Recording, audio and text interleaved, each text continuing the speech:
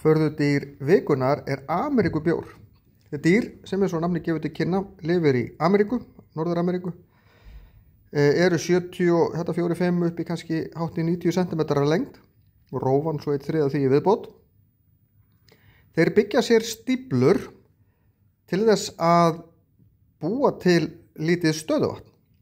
Því að svo synda þeir þetta stöðuvatn, safna fæðu sem eru trjágreinar og laufblöð. Þeir búta niður tré og naga trjáborku utan á stærri trjám, bera greinarnar með sér í greni sem hlut af stíflunni. Inngangurinn inn í þetta greni yfirleitt undir vatnsborðinu, þannig að önnur dýr eiga erfitt með bæði að finna það og komast þangað. Og þar halda þau svo til og geyma hluta fæðu fyrir veturinn þarna undir.